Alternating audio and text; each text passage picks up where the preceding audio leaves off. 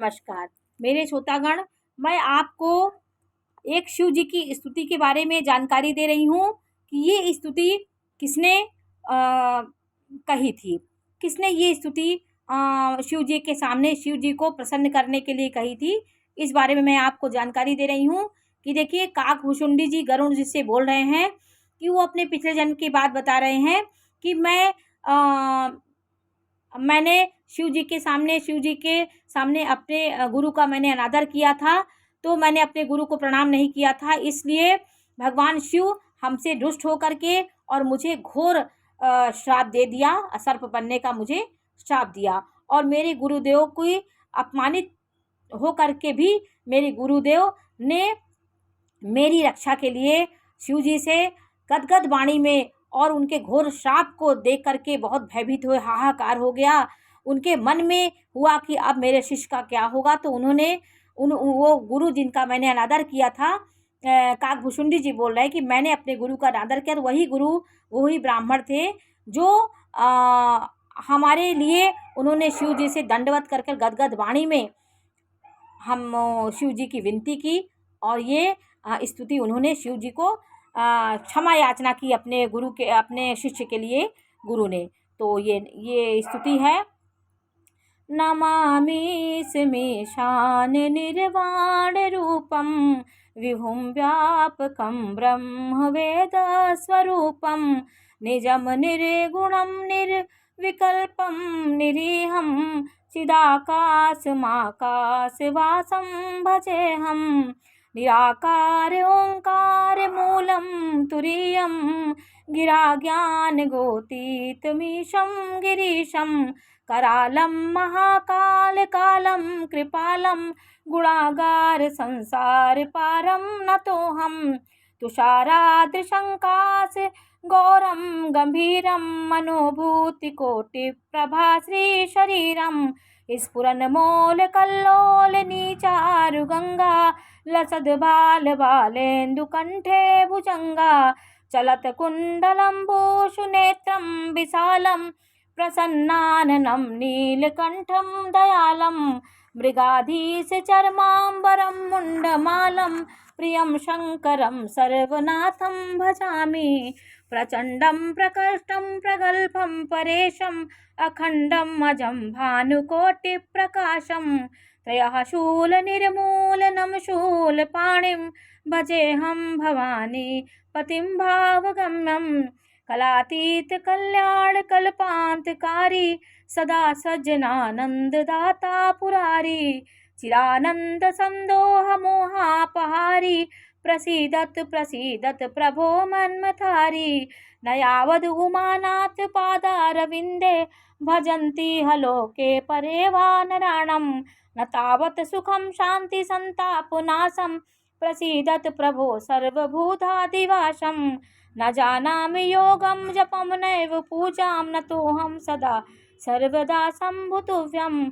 जराजन्म दुःखोदतातप्यमानं प्रभो पाहि आपन्नमामि शम्भो रुद्राष्टकमिदं प्रोक्तं विप्रणहर्तोषे ये पठन्ति नरा भक्त्यां तेषां शंभु प्रसीदति।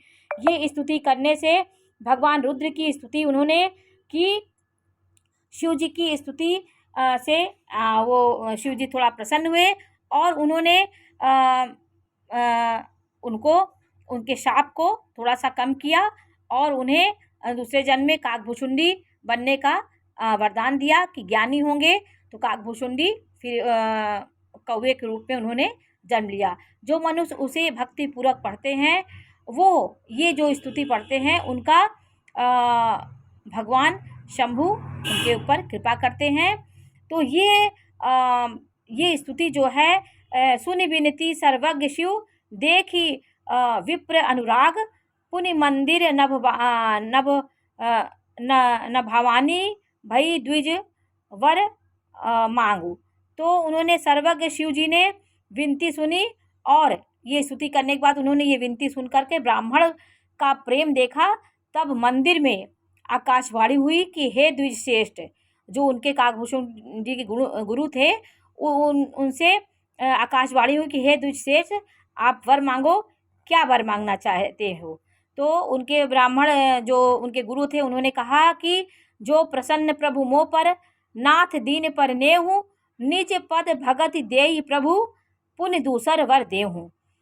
भगवान वो ब्राह्मण ने कहा कि हे प्रभु, यदि आप मुझ पर प्रसन्न हैं और हे नाथ इस दीन पर आपका स्नेह है, तो पहले अपने चरणों की भक्ति देकर फिर दूसरा वर दीजिए। पहले उन्होंने उनके चरणों की भक्ति मांगी, फिर कहा दूसरा वरदान क्या था, तब माया बस जीव जड़, संतत फिरई भुलान, तेहि पर क्रोध न करिए प्रभु, कृपा सिंधु भगवान।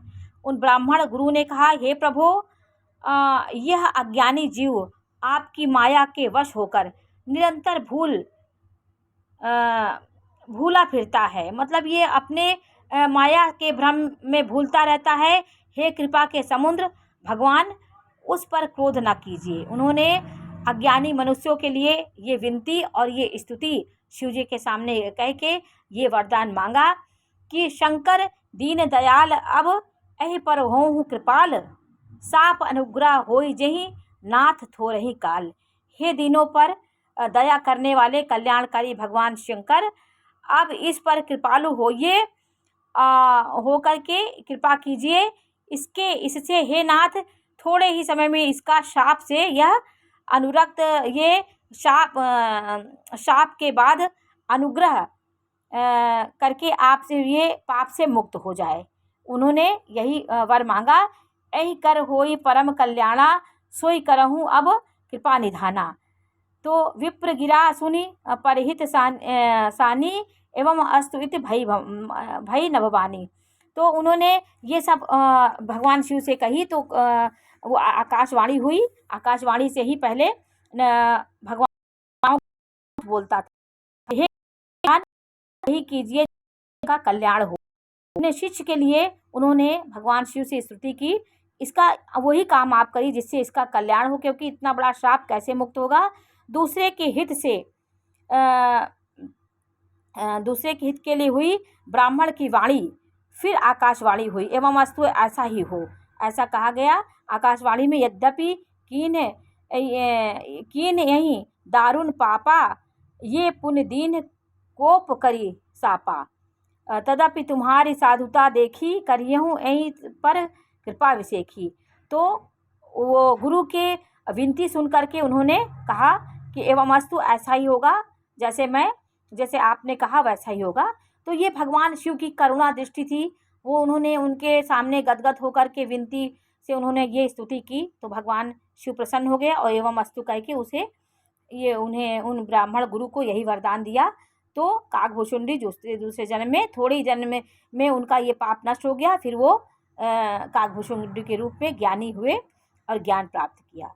तो आज मैंने आपको उत्तरकांड के में ये शिव जी की स्तुति के बारे में थोड़ी सी जानकारी दी। आपको ये जानकारी कैसे लगी हमें अवश्य बताइए। नमस्कार।